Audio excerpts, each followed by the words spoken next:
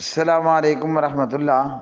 سوال یہ ہے کہ پیر نصیر الدین صاحب کہہ رہے ہیں کہ نبی پاک جناب محمد الرسول اللہ صلی اللہ علیہ وسلم زندہ ہیں، تو کیا یہ ان کی دلیل درست ہے؟ یہ دلیل نہیں ہے میرے بھائی، اس کو کہتے ہیں ڈھکوسلا۔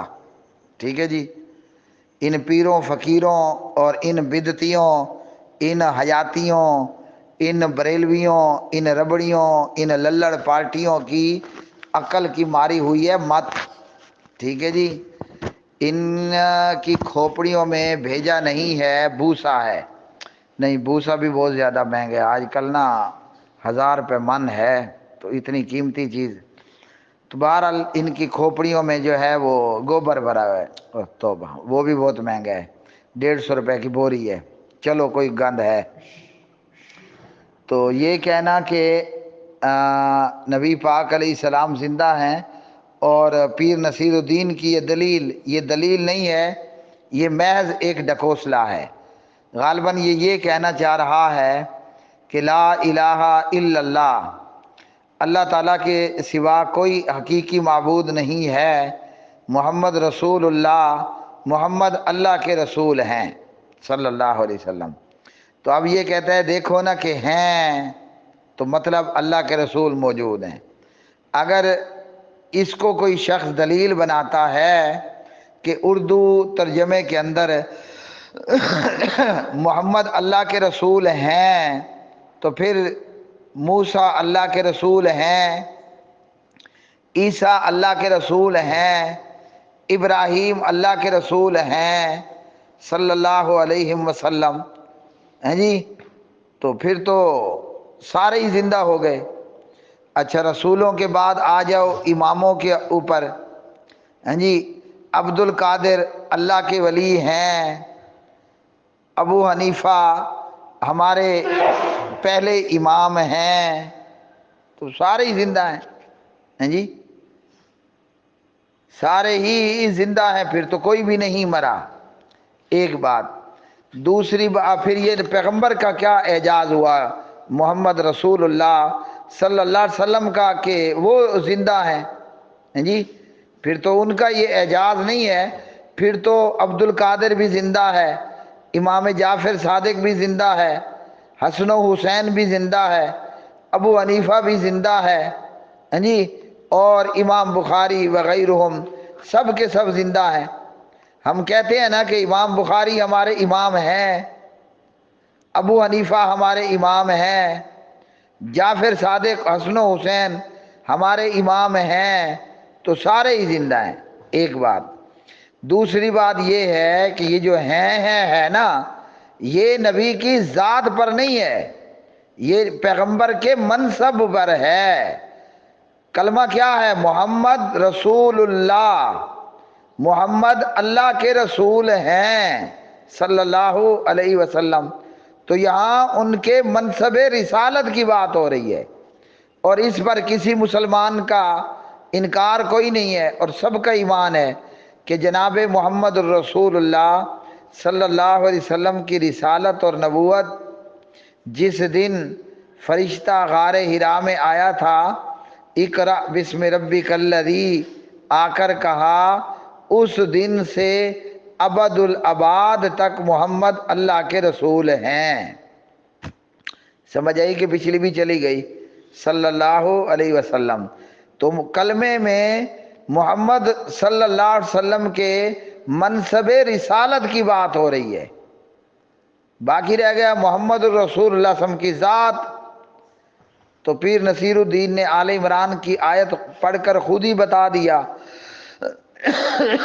کہ جناب محمد الرسول اللہ صلی اللہ علیہ وسلم فوت بھی ہو سکتے ہیں اور قتل بھی کیے جا سکتے ہیں، اور ہم سب جانتے ہیں کہ ہمارے پیارے نبی علیہ السلام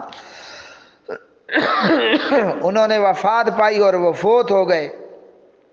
کچھ علماء کے نزدیک نبی پاک علیہ السلام کی شہادت ہوئی، وہ جو خیبر کے موقع پر آپ نے زہر آلود بکری کے گوشت کا لقمہ اپنے منہ میں ڈال لیا تھا نا، تو صحیح بخاری باب مرض النبی صلی اللہ علیہ وسلم میں ہے، آپ نے اپنے مرض الوفات میں فرمایا مجھے برابر اس زہر کے لقمے کا شدت کے ساتھ مجھے تکلیف ہو رہی ہے۔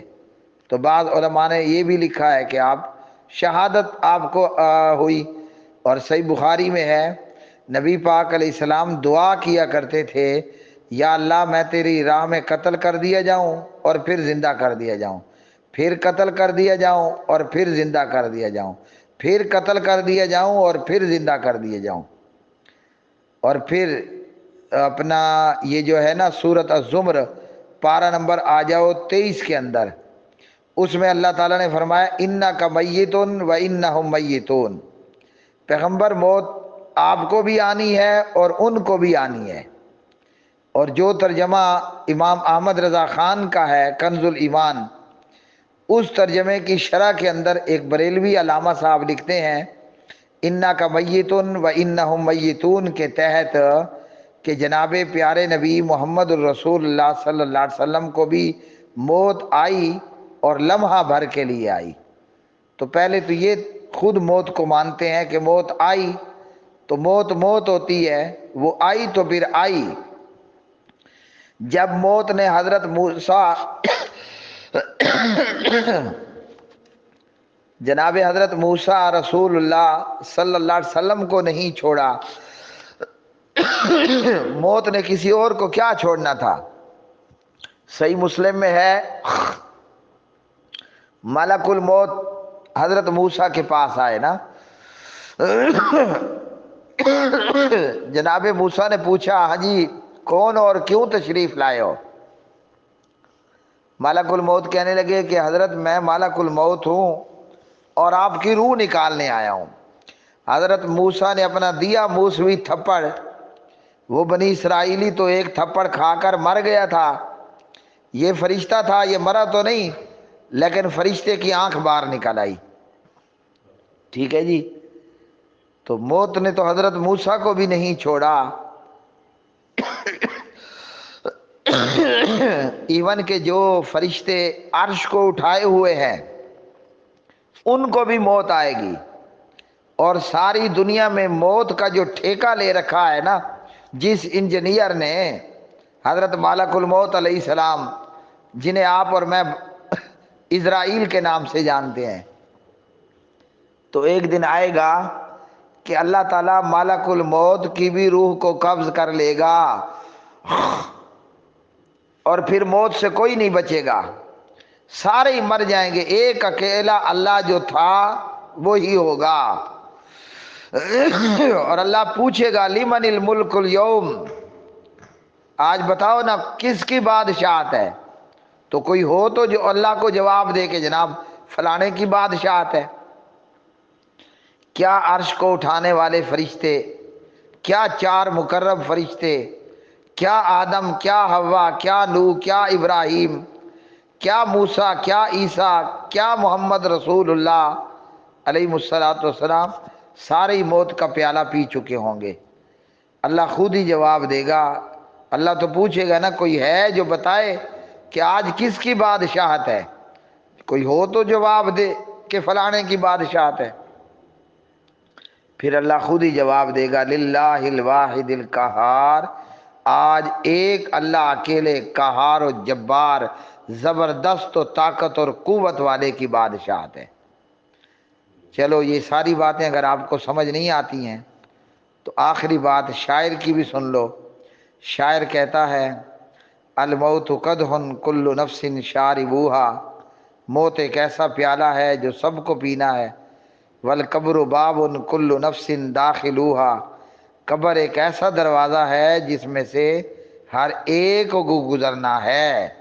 تو نصیر الدین صاحب کی بات درست نہیں ہے، مشرک ہوتا ہے، مشرک سے کبھی خیر کی توقع نہیں ہو سکتی۔ قبر چٹ ہو اور پیغمبر کو فوت شدہ مانے پھر تو اس کی دکان ہی بند ہو جائے گی، تو کون قبر چٹ اپنا کاروبار خراب